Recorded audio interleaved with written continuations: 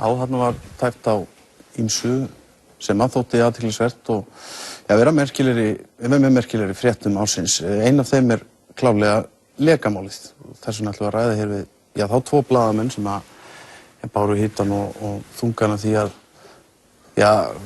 það mál yfirleitt varð eitthvað, Jóhann Páll Jóhannsson og Jón Bjarki Magnússon. Kannski bara til að byrja með að því bara við tölum bara fyrir sléttu ári síðan.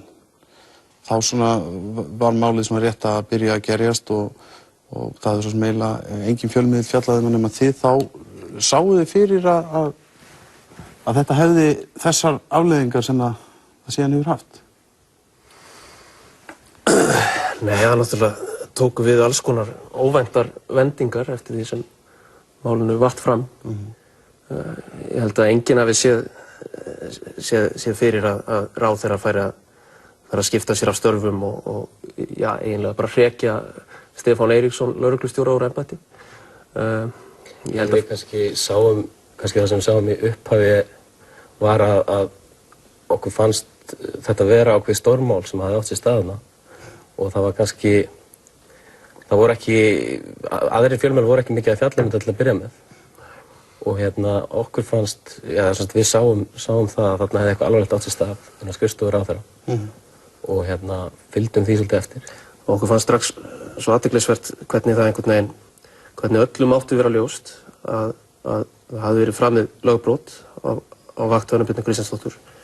En þrátt fyrir þetta þá þrætti hún fyrir það vikum og mánuðum saman að nokkuð misjafnt hefði átt sér stað. Og það fór strax að gæta mótsagna í málflutningi hennar og hennar stuðningsfólks. Og þá kannski fengum við ákveðna, hvað maður segja, þráhyggju eða svona þrjóska sem greip okkur að fylgja þess eftir að taka tilkynningar sem birtust á vef ráðuneytisins og krefja til merkjar og sjá hvað stóð eftir. Og oft á tíðum var það bara einhvern veginn það sem við þurftum að gera til þess að það var svo miklu moldviðri sem var slegið upp. En sko nú, að þú talar að þetta hafi verið hálfgerð þráhyggja. Þið voruð þetta sakaðir það að vera að einhverju leyti með þetta á heilanum, hafa einhvers konar illan ásetning og bera vondan hug til ráðherrans og aðstofamannanna og allt þetta. Sko, hvaða áhrif hafði þetta á ykkur? Urðuð þið fyrir miklu ati út af þessu? Við persónulega sluppum kannski að miklu leyti við það. Það hefði náttúrulega komið fram að eins og ritstjóri okkar, Reynir Traustason, fékk ýmis símtöl og ýmislegt sem var sagt við hann. Meðal annars frá ráðherra sjálfum og þeim aðstoðamanni sem síðan var dæmdur fyrir sinn þátt í málinu. Má segja að við höfum verið svolítið varðir af okkar ritstjóra og fengið að halda okkar störfum áfram. Svo auðvitað bara, út allt auðvitað var verið að skrifa ýmislegt okkar störf og svo framvegis, en það bara eins og gengur að gerist.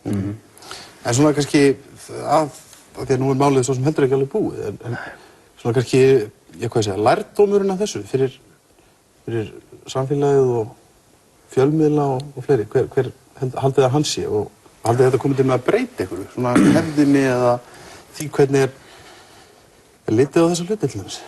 Ég vona að þetta verði til þess að ráðamenn passi sér betur að þeir fari líka að koma fram við hælisleitendur eins og fólk en ekki eins og annars flokks borgara Og það kannski einn lærdómurinn eða það sem maður hægt að sjá út úr þessu öllu saman ef maður veltir í fyrir sér ef að þarna hefði einhver annar einstaklingur átt í hlut, annar heldur en réttlaus hælisleitandi frá Nígeríu sem að ef að þarna hefði verið einhver einstaklingur sem er hærra settur í samfélaginu hvort að það hefði verið hægt að afneita þessu svona lengi eða að viðurkenna einhvern veginn aldrei að nokkuð athugavert hafi átt sér stað. Ég held að það sé ákveðin lærdómur vonandi að bera einhverja svona lágmarksvirðingu fyrir grundvallarmannréttindum allra. En þetta gekk nú ekki stór áfallalaust. Ég meina að þið höfðuð annan aðstoðarmanninn fyrir rangri sök, því var slegið upp, þið báðust svo afsökunar á því en síðan sættust þið á að greiða skaðabætur til Þóreyjar. Var það, og að því það kannski hefur farið svolítið tvennu sögum með því, gengust þið við því að gera það eða var engin annar kostur í boði? Því að Þetta auðvitað greitt af vinnuveitandi ykkar? Já, þetta náttúrulega þannig að hún stefnir okkur og hún stefnir okkur persónulega, kýs að gera það, sem í rauninni gerir okkar stöðu erfiðari. Og hún krefst einhverja milljóna í miskabætur og hámarksrefsingar, sem þýðir að við viljum ekkert hætta á það að sitja uppi með háa reikninga sjálfur, og þegar við fáum þau skilaboð frá okkar yfirmönnum að DEVA sé nú eiginlega ekkert aðili að málinu en þeir séu nú samt til í að kannski redda okkur með einhverju dómsátt, þá ákveðum við að lokum að fallast á það með óbragð í munni. En við höfum lýst því yfir margoft að það væri ekki okkar vilji að ganga... Já, að sættast við hana. Já. En það var svona, það sem við endum. Já.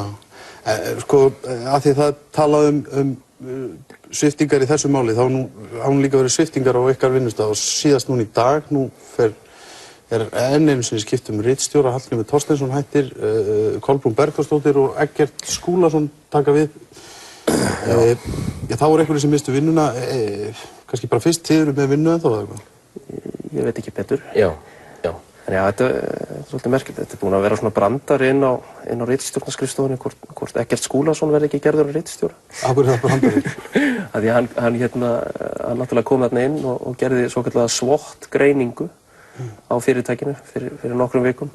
Gerði úttekt á starfsemi. Gerði úttekt á störfum ritstjórnarinnar og hans niðurstaða var nú meðal annars sú að DEVAF hefði svona verið einhvers konar graftarkýli á íslensku samfélagi og að því þyrfti að breyta.